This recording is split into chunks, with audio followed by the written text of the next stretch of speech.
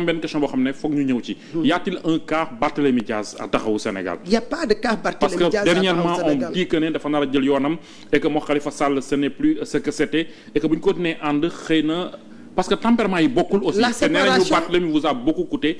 peut-être ak ay waxam ak ay comportement am. Mamadou, la séparation elle est déjà actée. Khalifa l'a annoncé lors de notre rencontre au niveau du CICES. La séparation elle est actée donc li ñu koy souhaiter moom mooy yal na ko yàlla sàmm yal na ko yàlla teg ci yoon boo xam ni moom mooy yoon bu gën ñu bañ a fàtte une chose boo xam ne dafa am. Mais comment est-ce que vous avez vécu ça? Rien du tout.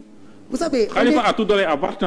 Oui, peut-être aussi Barth a apporté sa contribution ci Taxawu Sénégal. Il ne faut jamais man duma nier nit contribution. Il a beaucoup fait pour Taxawu Sénégal. Il a fait la prison pour Khalifa Sall en défendant des causes yoo xam ne ñun ñëpp on les a défendues. Et je trouve que sur ce plan-là, c'est un camarade qui mérite du respect. Man aduna du gudd tànk ba ma ànd ak yow suba ñu séparé wu ma wax ci yow lu bon. Li ma mais gestion législative il y a eu beaucoup à dire. Oui, mais énormément de choses à redire. Aujourd'hui soo xoolee l'échec patent bi nga xam ni moom la ñu am mooy Taxawu Sénégal à 0 député te lan moo indi cela mais une gestion très malheureuse de ce qu'on a appelé les investitures. Ñun on ne se bat pas pour être investi, on n'a jamais réclamé une quelconque investiture, mais dama jàpp ni que lorsqu'on aspire à diriger un pays on doit pouvoir quand même souvent se compter. Et ça a été le courage de nos camarades du PASTEF, savoir se compter, avoir l'audace de se compter. Tant qu'une formation politique n'est pas capable de faire ça, tu es toujours dans des alliances et souvent contre nature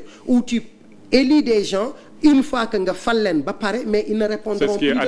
Et c'est ce qui est arrivé aujourd'hui à l'Assemblée nationale. Peut-être qu'il défend encore Barthélémy Diaz, mais les autres on les voit pas. La faute à qui? La faute à ceux qui sont partis nous mettre dans une alliance où fondamentalement on savait nous que on n'allait pas avoir des députés si lui il n'est plus député à l'Assemblée nationale. Te loolu c'est la deuxième erreur de Taxawu Sénégal. Defuñ ko rek léegi on l'avait fait aussi lorsqu'on est parti avec Idrissa Seck. Moo tax ma jàpp le travail que le comité ad hoc est en train de faire est un travail excellent et qui nous redonne de l'espoir.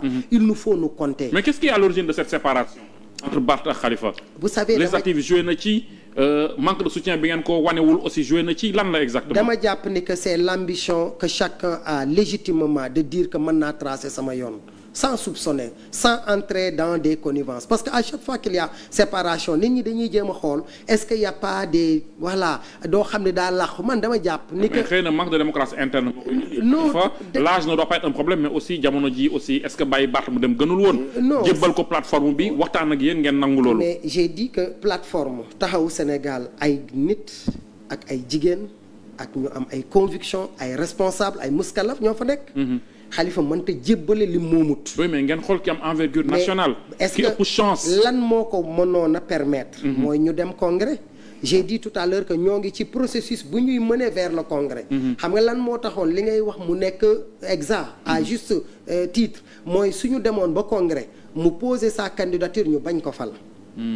mais léegi la ñu amorcer le processus actuellement li ñu nekk mooy recenser nos responsables au niveau des départements suñu paree ñu recenser nos militants. donc Barth a été pressé. Voilà donc à qui la faute mënuñoo reprocher ñun que par rapport à ça dañ ne parce que processus bi jeexagul. Le processus s'achèvera au mois de juillet. C'est au mois de juillet qu'on va convoquer maintenant le congrès qui va mettre en place les structures de Taxawu Sénégal et qui élira par la même occasion le secrétaire général de Taxawu Sénégal. Donc on ne peut pas mettre les charrues avant les bœufs. mënuñoo reprocher manque de démocratie surtout que ni ma ko waxee sànq au niveau de Taxawu Sénégal la démocratie c'est la prise de décision à la base. Et elle se fait là-bas.